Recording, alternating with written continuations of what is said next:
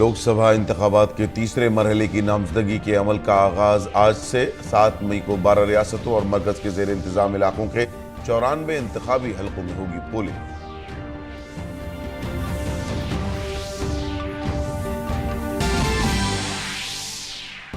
वज़ीर-ए-आज़म मोदी आज जम्मू कश्मीर के उधमपुर में इंतखाबी तशहीर के बाद बाड़मेर, दौसा की सीटों को अपने हक में करने के लिए राजस्थान के इंतखाबी मैदान में उतरेंगे।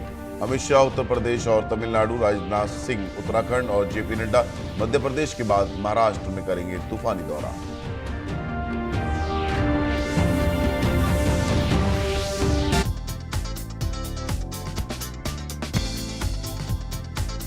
इत्तेहाद के हक में करेंगे इंतखाबी तशहीर।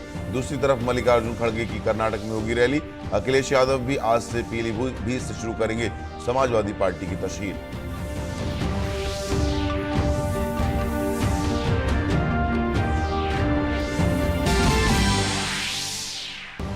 बीएसपी सुप्रीमो मायावती आज उत्तराखंड में करेंगी अपनी पार्टी की इंतखाबी तशहीर। नीतीश और तेजस्वी बिहार की रैलियों में मसरूफ। ममता बनर्जी ने भी झोंकी बंगाल में अपनी ताकत।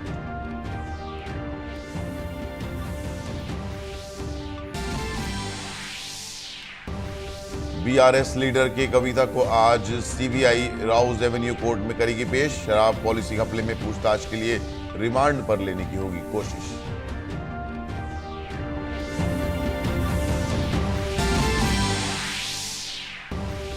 ईरान की जानिब से हमले की धमकी के बाद अलर्ट पर इसराइल। अमेरिका ने मगरबी एशिया में कशीदगी में इजाफे से बचने के लिए तुर्किया, चीन और सऊदी अरब से की बात।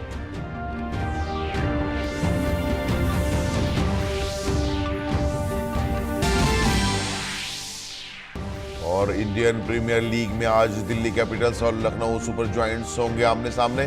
कल मुंबई इंडियंस ने रॉयल चैलेंजर्स बेंगलुरु को 7 विकेट से दी करारी शिकस्त।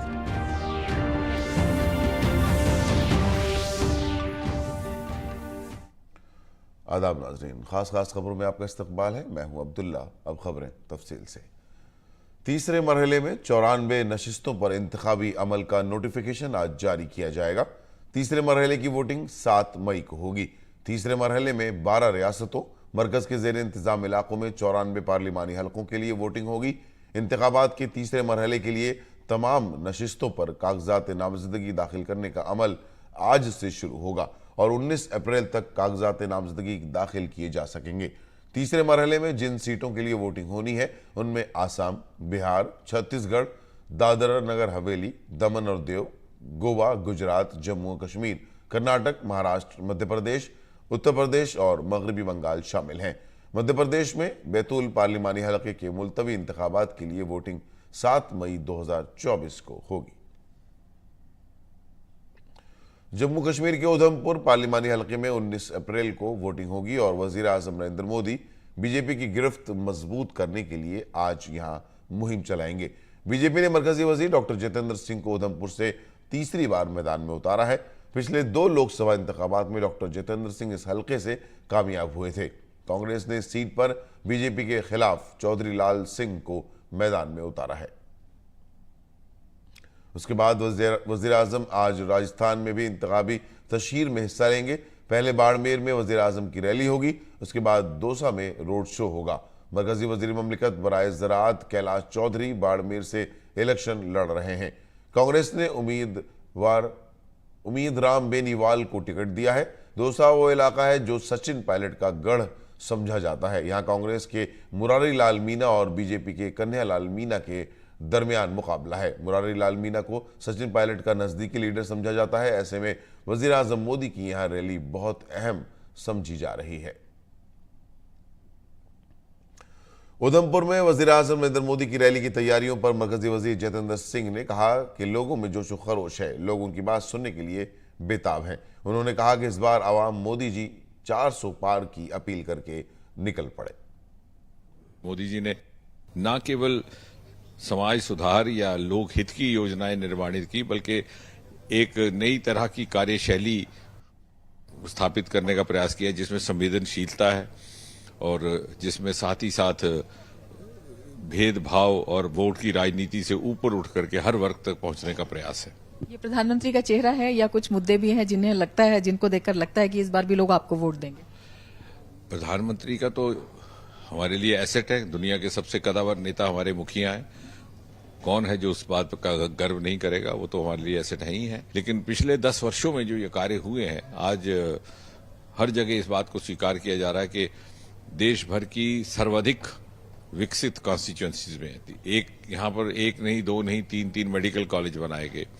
राष्ट्रीय स्तर की इतनी योजनाएं कि सारा दिन लग जाता है गिनवाने में। यहाँ पर उत्तर भारत का पहला इंडस्ट्रियल बायोटेक पार्क, उत्तर भारत का पहला नमामि गंगा की तर्ज पर नदी सुंदरीकरण का देविका प्रोजेक्ट, उत्तर भारत का पहला होम्योपैथी कॉलेज, यहीं से पर्पल रेवोल्यूशन ने जन्म लिया, लेवेंडर स्टार्टअप जिसकी झलक आपने 26 जनवरी को कर्तव्य पथ पर देखी। ये सभी इन्हीं इसी कॉन्स्टिट्यूशन। एशिया का सबसे लंबा सुरंग रोड टनल नाश्री और चननी का, और दूसरी तरफ दुनिया का सबसे ऊंचा रेल का पुल जिसका उल्लेख G20 में भी हुआ था।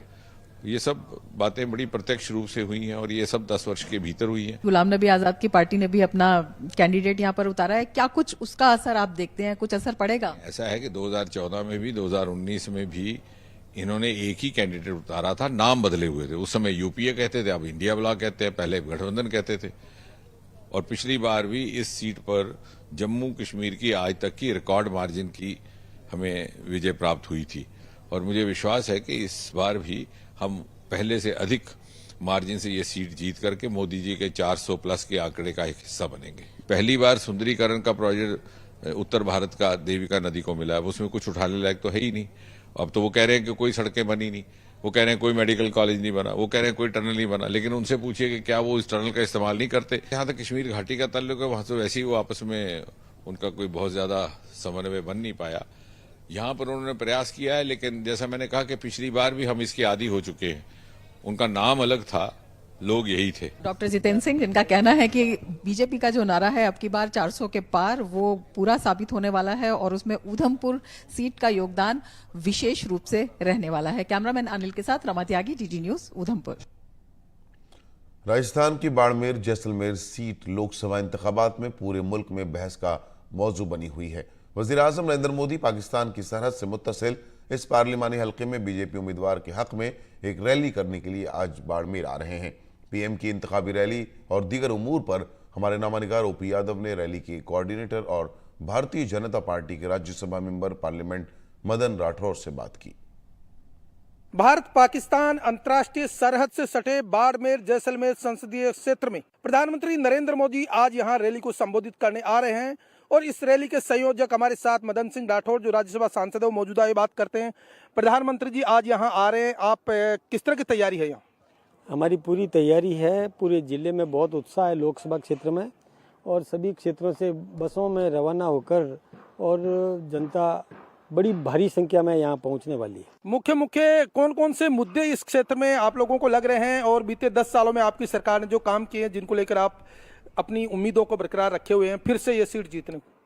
देखिए, इस क्षेत्र के मुख्य मुद्दे, एक तो घर घर पानी की ज़रूरत है, वो व्यवस्था करनी है। दूसरा, यहाँ पर थार रेगिस्तान है, उस रेगिस्तान में कई पर्यटन स्थल घोषित हो सकते हैं, तो हमको वो करवाने हैं ताकि यहाँ पर जो जैसे अपन अरग कंट्रीज में देखते हैं कि जीप सफारी वगैरह करते हैं, कई सफारियाँ करते हैं, रेगिस्तान का पूरा उपयोग ले रहे हैं, लाभ ले रहे हैं। तो हमारे यहाँ जब इतना बड़ा रेगिस्तान है तो हम उसका उपयोग पूरा करें, ये एक बहुत ज़रूरत है, हमको महसूस हो रही है। हमने भी वहाँ लिख करके भेजा है कि इस प्रकार की यहाँ पर घोषणा हो जाए। पर्यटन के केंद्र कई हैं यहाँ पर, और वो लाभ भी यहाँ के लोगों को मिले, रोज़गार मिले, आम आदमी को जो रोज़गार मिलना चाहिए उसके लिए और व्यवस्थाएं हो जाए। दूसरा, यहाँ कुटीर उद्योग स्थापित किए जा सकते हैं।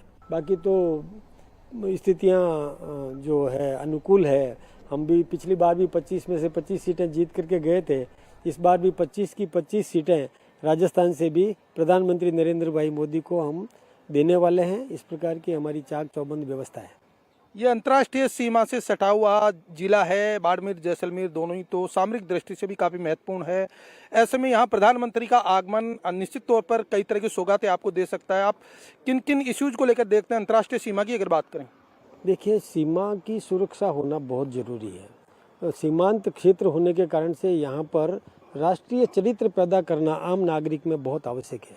तो राष्ट्रभक्ति से ओतप्रोत यहाँ का नागरिक रहे, इसके लिए ये ज़रूरी है कि यहाँ पर और प्रधानमंत्री जी आएंगे, ऐसा संदेश देंगे, प्रत्येक व्यक्ति में देशभक्ति का जो भाव जागृत करेंगे। तो ये थी भारतीय जनता पार्टी से राज्यसभा सांसद और भारतीय जनता पार्टी की तरफ से प्रधानमंत्री नरेंद्र मोदी की इस रैली के संयोजक डॉक्टर मदन सिंह राठौर। मेरे सहयोगी कैमरामैन गौरव गिरी और राजेश शर्मा के साथ मोपी यादव, डीडी न्यूज, बाड़मेर।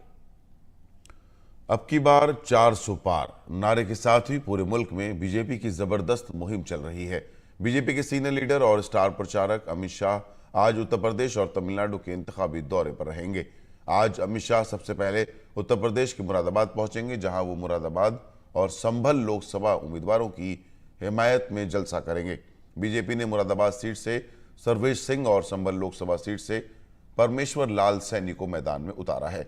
उत्तर प्रदेश के बाद अमित शाह तमिलनाडु पहुंचेंगे, जहां वो मदुराई में रोड शो करके बीजेपी उम्मीदवारों के हक में मुहिम चलाएंगे।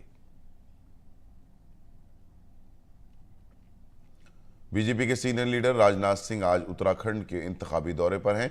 आज राजनाथ सिंह सबसे पहले गढ़वाल के गोचर में बीजेपी उम्मीदवार की हिमायत में जलसे आम से खिताब करेंगे। इसके बाद राजनाथ सिंह अल्मोड़ा के लोहाघाट और नैनीताल के काशीपुर में इंतखाबी रैलियां करेंगे। तमाम पार्टियां अपने उम्मीदवारों को मैदान में उतारने की भरपूर कोशिश कर रही हैं। कोई भी पार्टी मध्य प्रदेश की छिंदवाड़ा लोकसभा सीट जीतने में कोई कसर नहीं छोड़ना चाहती। बीजेपी के कौमी सदर जेपी नड्डा आज मध्य प्रदेश के सिद्धि और छिंदवाड़ा में इंतखाबी रैलियों से खिताब करेंगे। मध्य प्रदेश के बाद जेपी नड्डा महाराष्ट्र के गोंडिया में इंतखाबी रैली करेंगे। कांग्रेस के जेतू पटवारी विदिशा लोकसभा हलके से अपने उम्मीदवार प्रताप भानु शर्मा की नामजदगी वाली रैली से भी खिताब करेंगे।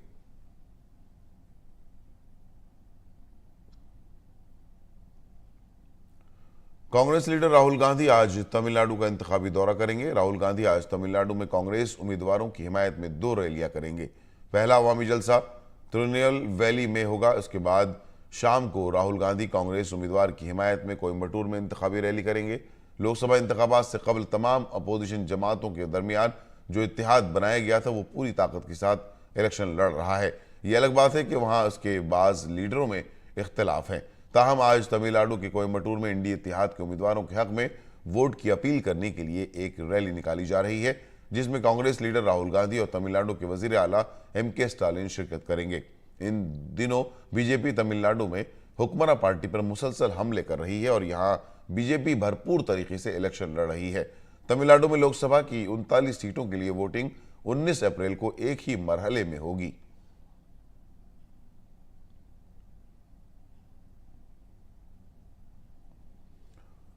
लोकसभा इंतखाबात 2024 के पेश नजर कांग्रेस ने अपनी पूरी ताकत झोंक दी है। कांग्रेस सदर मल्लिकार्जुन खड़गे आज अपनी आबाई रियासत कर्नाटक के कुलबुर्गी और बीदर में इंतखाबी रैलियां करेंगे। नीज कांग्रेस उम्मीदवारों के हक में आवाम से हिमायत हासिल करेंगे। खड़गे के दामाद राधाकृष्ण डोडवामनी कलबुर्गी से कांग्रेस के टिकट पर किस्मत आजमा रहे हैं, जबकि सागर खंडरे बीदर से कांग्रेस के उम्मीदवार हैं।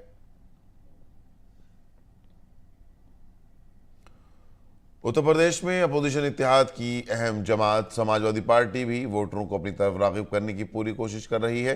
एसपी सरबराह अखिलेश यादव आज पीलीभीत में इंतखाबी रैली करेंगे। समाजवादी पार्टी ने भगवत शरण गंगवार को पीलीभीत से मैदान में उतारा है। पीलीभीत सीट से एसपी उम्मीदवार बीजेपी के जतिन प्रसाद से मुकाबला कर रहे हैं।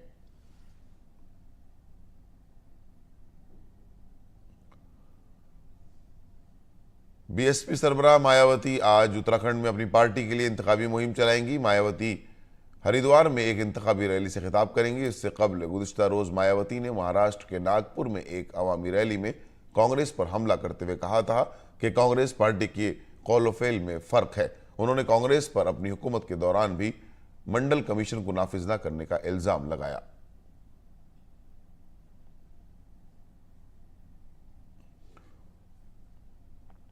उत्तर प्रदेश के वजीर आला और बीजेपी के सीनियर लीडर योगी आदित्यनाथ पूरे जोर शोर से इंतखाबी मुहिम में मसरूफ हैं। आज इंतखाबी मुहिम के हिस्से के तौर पर उत्तर प्रदेश में उनके कई प्रोग्राम हैं। योगी सबसे पहले आज मेरठ में इंतखाबी रैली करके बीजेपी उम्मीदवार अरुण गोविल के हक में माहौल बनाएंगे। इसके बाद योगी दोपहर 2 बजे सहारनपुर के देवबंद में बीजेपी उम्मीदवार की हिमायत में जलसे आम से खिताब करेंगे। योगी आदित्यनाथ सहारनपुर के गंगोह मंडी में तकरीबन 3:30 बजे केराना लोकसभा उम्मीदवार के हक में इंतखाबी रैली करेंगे।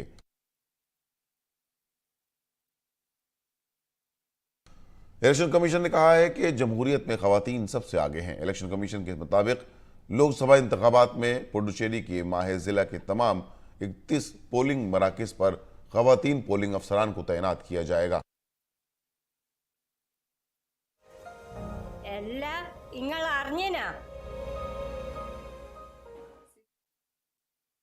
दिल्ली के मशहूर शराब घपले में बीआरएस पार्टी की रुकन असेंबली की कविता की मुश्किलात कम होने के आसार नजर नहीं आ रहे हैं। अब सीबीआई ने कविता को गिरफ्तार किया है। इससे कबल कविता को ईडी ने गिरफ्तार किया था, जो इसी शराब घपले में मनी लॉन्ड्रिंग की तहकीकात कर रही थी। अब कविता को सीबीआई के सवालात का भी सामना करना पड़ेगा। अब तक कविता ईडी की जांच का सामना कर रही थी। सीबीआई आज की कविता को दिल्ली की राउज एवेन्यू कोर्ट में पेश करेगी।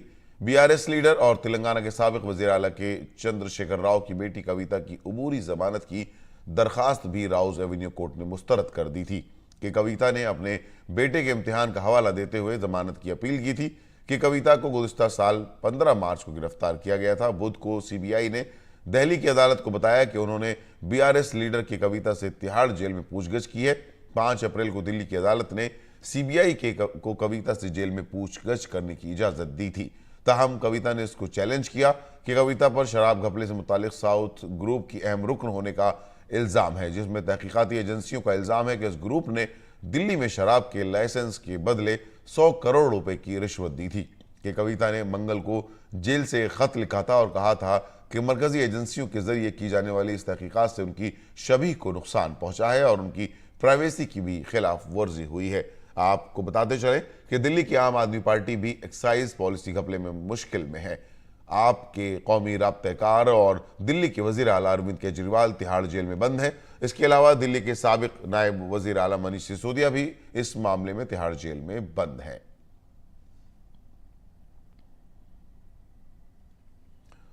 वजीर आजम नरेंद्र मोदी ने लू की सूरत हाल से निपटने की तैयारियों के सिलसिले में सीनियर हुक्काम के साथ जायजा मीटिंग की।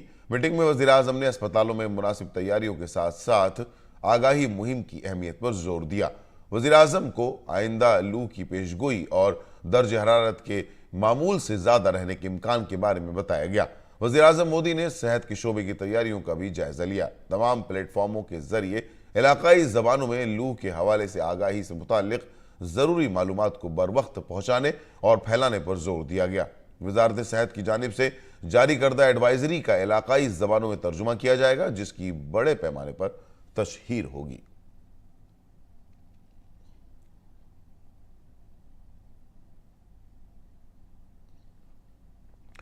ईरान की जानिब से इसराइल को हमले की धमकियों के बाद अमेरिका की तशवीश में इजाफा हो गया है। अमेरिकी वजीर खारजा एंटोनी ब्लिंकन ने गुज़िश्ता 24 घंटे में तुर्की, चीन और सऊदी अरब के वज़राए खारजा से इस बारे में बात की और वाज़ेह किया कि मशरिक़ी वस्ता में होने वाली ताज़ा पेशरफ्त किसी भी मुल्क के मफाद में नहीं है। खदशात के दरमियान अमरीकी महकमे खारजा ने जुमेरात को कहा कि ईरान की इसराइल को धमकियों के बाद वाशिंगटन कशीदगी में इजाफे से परेशान है। ईरान और इसराइल के दरमियान जंग होने का खदशा जाहिर किया जा रहा है। 1 अप्रैल को मुल्क में शाम की राजधानी दमिश्क में ईरानी सफारत खाने पर हमले का जवाब देने के ईरान के ऐलान के बाद अमेरिका ने कहा है कि वो ईरान के मुमकिन हमले की सूरत में इसराइल की हिफाजत के लिए पुरअज़्म है। अमेरिकी सदर जो बाइडन ने वाज़ेह किया है कि अगर ईरान ने इसराइल पर हमला किया तो अमेरिका यरूशलेम की हिमायत करेगा। अमेरिकी सदर जो बाइडन ने ईरान की जानिब से हमले के खतरे के पेश नज़र इसराइल को तहफ़्फ़ुज़ फराहम करने का वादा किया है। अमेरिकी सदर ने कहा कि अगर ईरान ने हमला किया तो अमेरिका इसराइल की सलामती के लिए ढाल का काम करेगा। बाइडन का ये बयान ईरान के सुप्रीम लीडर आयतुल्ला खामनाई के शामी कौंसिल खाने पर हमले का बदला लेने के अज़्म के एक दिन बाद सामने आया है। बाइडन ने कहा कि हम इसराइल के तहफ़्फ़ुज़ के लिए हर मुमकिन कोशिश करेंगे। जैसा कि मैंने प्रधानमंत्री नेतन्याहू को कहा कि ईरान और उसके सहयोगी के खिलाफ इजराइल की सुरक्षा के प्रति हमारी प्रतिबद्धता कवच की तरह है। मैं फिर से कहता हूं, कवच की तरह है। हम इजराइल की रक्षा के लिए हर संभव प्रयास करेंगे। आयतुल्लाह अली खामेनेई ने गुज़िश्ता रोज़ रमज़ानुल मुबारक के इख्तिताम के मौके पर एक खिताब में कहा कि दमिश्क में इसराइल का हमला हमारी सरजमीन पर हमले के मुतरादिफ है। ईरान के सरकारी टीवी पर नश्र होने वाले एक खिताब में खामेनेई ने कहा कि हमला करने वाली शैतानी क़ुव्वतों को सज़ा मिलनी चाहिए। जब उन्होंने हमारे वाणिज्य दूतावास पर हमला किया तो यह ऐसा था जैसे उन्होंने हमारी ज़मीन पर हमला किया हो। जिन शैतानी ताकतों ने यह हमला किया है उन्हें सज़ा मिलनी चाहिए और ज़रूर मिलेगी। 1 अप्रैल को मुल्क शाम की राजधानी दमिश्क में ईरानी सिफारत खाने की इमारत पर हमले में कई आला ईरानी फौजी अफसरान समेत 13 अफराद हलाक हो गए थे। इसराइल ने इस हमले की जिम्मेदारी कबूल नहीं की है, ताहम ख्याल किया जाता है कि इसके पीछे इसराइल का हाथ है। इस हमले के बाद से इलाके में मौजूद इसराइली और अमरीकी फौजी हाई अलर्ट पर हैं। इधर इसराइल के वज़ीर आज़म बेंजामिन नेतन्याहू ने ईरान के हमले के ख़तरे के पेश नज़र कहा है कि हम किसी भी सिक्योरिटी चैलेंज के लिए तैयार हैं। मैंने कहा है कि हमारे लिए ये चुनौतीपूर्ण समय है। हम गाजा में युद्ध के बीच में हैं, जो पूरी ताकत से जारी है। साथ ही हम अपने बंधकों को वापस लाने के लिए अपने निरंतर प्रयास जारी रखते हैं, लेकिन हम अन्य क्षेत्रों में चुनौतियों के मद्देनजर भी तैयारी कर रहे हैं। और हमने एक सीधा सा नियम बनाया है कि जो कोई हमें चोट पहुंचाता है, हम उसे चोट पहुंचाते हैं। हम रक्षा और हमले दोनों में इजराइल राज्य की सुरक्षा जरूरतों को पूरा करने की तैयारी कर रहे हैं। मगरबी एशिया में बढ़ती हुई कशीदगी के खदशात के दरमियान रूस ने तमाम ममालिक को खबरदार किया है कि वो तहम्मुल से काम लें और खित्ते में हालात को मज़ीद ख़राब होने से गुरेज करें। क्रेमलिन के तर्जुमान दिमित्री पेस्कोव ने कहा कि इसराइल और ईरान के दरमियान सालिसी की कोई दरख्वास्त नहीं की गई, लेकिन इसराइल का हमला बैनुल-अक़वामी क़वानीन के उसूलों के खिलाफ है। हम साफ तौर पर क्षेत्र के सभी देशों से संयम बरतने का आह्वान करते हैं। आप जानते हैं कि हमने ईरानी दूतावास परिसर पर हवाई हमले की निंदा की। यह अंतर्राष्ट्रीय कानून के सभी सिद्धांतों का उल्लंघन है। अब सभी के लिए संयम बनाए रखना बहुत ही महत्वपूर्ण है, ताकि क्षेत्र में स्थिति पूरी तरह से अस्थिर ना हो जाए, जो वैसे भी स्थिर और पूर्वानुमानित नहीं है। जर्मन एयरलाइन लुफ्थांसा ने सिक्योरिटी वजूहात की बिना पर अब फ्रैंकफर्ट से तेहरान के लिए रोज़ाना की परवाज़ें 13 अप्रैल तक मनसूख कर दी हैं। इससे कबल एयरलाइन ने मुसाफिरों और अमले की हिफाजत के लिए 6 अप्रैल से 11 अप्रैल तक तमाम परवाज़ें मनसूख कर दी थीं। लुफ्थांसा एयरलाइंस और इसकी ज़ैली कंपनी ऑस्ट्रियन एयरलाइंस सिर्फ 2 एयरलाइंस हैं जो तेहरान के लिए बैनुल-अक़वामी परवाज़ें चलाती हैं। ईरान के हमले के पेश नज़र मगरबी एशिया और अमेरिका के ममालिक हाई अलर्ट पर हैं और इस दौरान अमेरिकी सदर बाइडेन ने इसराइल की सलामती के लिए हर मुमकिन मदद की यकीन दहानी कराई है। Bureau report, DD news Urdu खबरें। जनूबी अमेरिकी बर्र-ए-आज़म में वाक़े पीरू में डेंगू की वबा एक बार फिर फैलना शुरू हो गई है। पीरू में डेंगू की वबा से होने वाले मामलात और अमवात गुज़िश्ता साल के मुकाबले में 3 गुना ज़्यादा हो गई हैं। वज़ारत सेहत के अदाद शुमार के मुताबिक इस साल मार्च के वस्त में डेंगू बुखार से होने वाली अमवात और मुश्तबह मामलात की तादाद बढ़कर 117 हो गई है, जबकि गुज़िश्ता साल इसी अरसे में 33 अमवात हुई थी। सदर देना बोलवार्ड की हुकूमत ने वबाई अमराज के खिलाफ हिकमत अमली को मजबूत बनाने के लिए एक हंगामी हुक्मनामे की मंजूरी दी है। माहिरीन ने कहा है कि पीरू में आदाद शुमार तशवीशनाक है, क्योंकि एडीज इजिप्टी मच्छर के फैलने की सलाहियत इन इलाकों तक पहुंच रही है जहां पहले डेंगू का पता नहीं चला था। रूसी फौज साजो सामान से लदा एक तैयारा कल नाइजीरिया पहुंचा। नाइजीरिया के एक बड़े टीवी चैनल की नशरियात में फौजी हथियारों से लदे तैयारे की फुटेज दिखाई गई। मगरबी अफ्रीकी मुल्क मास्को के साथ कुछ अरसे से अच्छे ताल्लुकात बनाए हुए हैं। असलहे की ये खेप नाइजीरिया की हुकूमत और रूसी सदर व्लादिमीर पुतिन के दरमियान हालिया मुआहदे के बाद भेजी गई है। जुमेरात को अमेरिका के जुनूबी इलाके लुजियाना से टकराने वाले तूफान के बाद इलाके में तबाही मच गई। तूफान की वजह से 30,000 से ज्यादा घर और कारोबार बिजली से महरूम हो गए। शुमाल मगरिब में वाक़ शहर सेलेडिल को बड़े पैमाने पर नुकसान पहुंचा। सेलेडिल पुलिस डिपार्टमेंट ने तबाह कुन तूफान के बाद तबाहशुदा इमारतों और गाड़ियों को रिकॉर्ड किया। और खेल की खबरों में इंडियन प्रीमियर लीग में आज दिल्ली कैपिटल्स और लखनऊ सुपर जायंट्स आमने सामने होंगे। ये मैच लखनऊ में खेला जाएगा। आईपीएल के सीजन में लखनऊ का अब तक का सफर अच्छा रहा है। पॉइंट्स टेबल में तीसरे नंबर पर मौजूद लखनऊ सुपर जायंट्स ने 4 में से 3 मैच जीते हैं। इसके बरक्स दिल्ली कैपिटल्स की टीम इस सीजन में खराब दौर से गुजर रही है। पॉइंट्स टेबल में आखिरी पोजीशन में मौजूद दिल्ली कैपिटल्स ने अब तक 5 मैच खेले हैं, जिनमें से उसने सिर्फ 1 में कामयाबी हासिल की है। आज के मैच में दिल्ली की टीम अपनी दूसरी जीत की तलाश में होगी। लखनऊ की नजरें मुसलसल चौथी जीत पर होंगी। गुज़श्ता रोज खेले गए मैच में मुंबई इंडियंस ने रॉयल चैलेंजर्स बेंगलुरु को 7 विकेट से शिकस्त दी। टॉस हारने और पहले बल्लेबाजी का फैसला करने के बाद आरसीबी ने 20 ओवर में 8 विकेट के नुकसान पर 196 रन बनाए।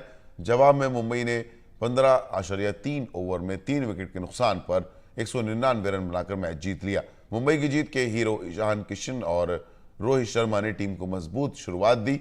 दोनों के दरमियान पहले विकेट के लिए 101 रन की शराकत हुई। ईशान किशन 7 चौकों और 5 छक्कों की मदद से 69 रन बनाने के बाद आउट हुए, जबकि हिटमैन 38 रन बनाकर पवेलियन लौट गए। तीसरे नंबर पर बैटिंग करने आए सूर्य कुमार यादव ने धमाकाखेज बल्लेबाजी करते हुए 52 रन की मजबूत इनिंग्स खेली। और अब पेश है मौसम का हाल।